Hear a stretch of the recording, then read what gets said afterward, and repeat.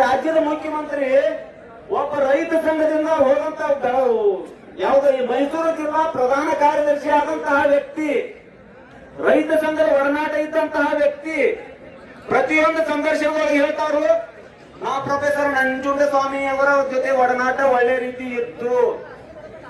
ನೀವು ನಿಜವಾಗ್ಲೂ ಏನಾದ್ರು ನಂಜುಂಡ ಸ್ವಾಮೀಜಿ ಅವರ ಸಿದ್ಧಾಂತನ ಪಾಲಿಸ್ತಾ ಇದ್ರಿ ಅಂತಂದ್ರ, ರೈತರ ಮೇಲೆ ಕಳಕಳಿ ಇತ್ತು ಅಂತಂದ್ರ, ಒಂದು ನಾಳೆ ಬೆಳಿಗ್ಗೆ ಅಲ್ಲ ಇವತ್ತನ ಯಾವುದೋ ಒಂದು ನೀವು ರೈತ ವಿರೋಧಿ ಕಾನೂನುಗಳನ್ನು ತರಬೇಕಾರ ಹೆಂಗ ಸುಗ್ರೀವಾಜ್ಞೆ ಜಾರಿ ತರ್ತೀರಿ, ಹಂಗ ನೇರವಾಗಿ ಹೇಳ್ರಿ ಕಾರ್ಖಾನೆ ಮುಖಂಡರಿಗೆ, ಸಕ್ಕರೆ ಸಚಿವ ಮುಖಾಂತರ ಹೇಳಕ್ ಹತ್ರಿ. ಇವತ್ತು ಬಿಲ್ ನಿಗದಿ ಮಾಡಿ 3,500 ಕೇಳ್ತಾರ, ಅವ್ರೇನು 10,000 ಕೇಳಕತ್ತಿಲ್ಲ ಅಂತ ಹೇಳಿ ನಿಗದಿ ಮಾಡ್ರಿ.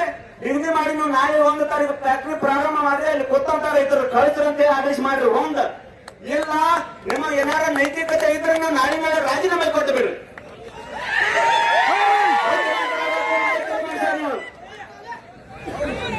ಏ ಪುಣ್ಯಾತ್ಮ, ನಿನಗೇನು 30-40 ಸಾವಿರ ಕೋಟಿ ರೂಪಾಯಿ ಪ್ರತಿ ವರ್ಷ ಏನು ಈ ಅಬಕಾರಿ ಖಾತೆಯಿಂದ ಬರ್ತಕ್ಕಂಥ ತೆರಿಗೆ ಯಾರ್ದಾಗ ಈ 30 ಮಂದಿ ಕೊಟ್ಟಿದ್ದಲ್ಲೂ, ಈ ನಾವು ರೈತರ ಹಗಲನ್ನಲ್ಲ ರಾತ್ರಿಗಳಲ್ಲ ಹೆಂಡ್ರ ಮಕ್ಕಳ ಎಲ್ಲಾ ಬಿಟ್ಟ ರಾತ್ರಿ ಸಹಿತ ಅನ್ನೋದಿಲ್ಲ.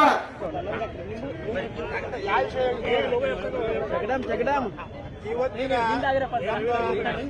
ಹೋರಾಟದ ಉದ್ದೇಶ ಏನಪ್ಪಾ ಅಂತಂದ್ರ, ಮೊದಲನೇದಾಗಿ ಇವತ್ತಿನ ಸರ್ಕಾರ ಕಾರ್ಖಾನೆ ಮಾಲೀಕರು ರಾಜ್ಯಕ್ಕೆ ಬೆಂಕಿ ಹಚ್ಚುವಂತ ಕೆಲಸ ಮಾಡ್ತಾ ಇದ್ದಾರೆ. ರೈತರ ಮೇಲೆ ಮರಣ ಶಾಸನ ಬರೆಯುವಂತ ಕೆಲಸ ಮಾಡ್ತಾ ಇದ್ದಾರೆ.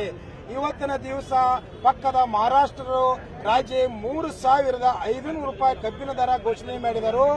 20 ತಾರೀಕು ಕಾರ್ಖಾನೆ ಚಾಲೂ ಮಾಡೋರ ನಮ್ಮ ಹೋರಾಟದಿಂದ ಇವತ್ತಿನ ಕಾರ್ಖಾನೆ ಚಾಲೂ ಮಾಡಿಲ್ಲ.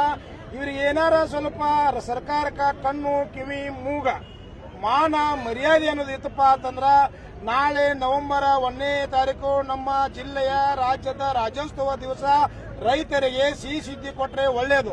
ಇಲ್ಲಪ್ಪ ಅಂತಂದ್ರೆ ಎಲ್ಲಾ ಫ್ಯಾಕ್ಟರಿ ಮುತ್ತಿಗೆ ಹಾಕಿ ರೈತ ಬೀದಿಗೆ ಇರುವಂತ ಕಾರಣ ಸಂದರ್ಭ ತರುವಂತ ಕೆಲಸ ಇವತ್ತಿನ ಸಿದ್ದರಾಮಯ್ಯನವರು ಸರ್ಕಾರ ಮಾಡತೈತಿ.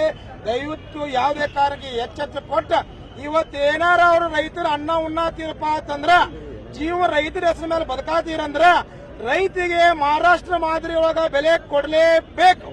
ಇಲ್ಲಂದ್ರ ನೋಡ್ರಿ, ಮಹಾರಾಷ್ಟ್ರ ಮಾದರಿ ಒಳಗೆ ಸದ್ಯ ನಮ್ಮ ಬೇಡಿಕೆ 5,000 ಐತಿ. ಮಹಾರಾಷ್ಟ್ರದಾಗ 3,750 ರೂಪಾಯಿ ಪಂಡ್ರಾಪುರ ಕಾರ್ಖಾನೆ ಆಲ್ರೆಡಿ ಚಾಲೂ ಮಾಡೈತಿ.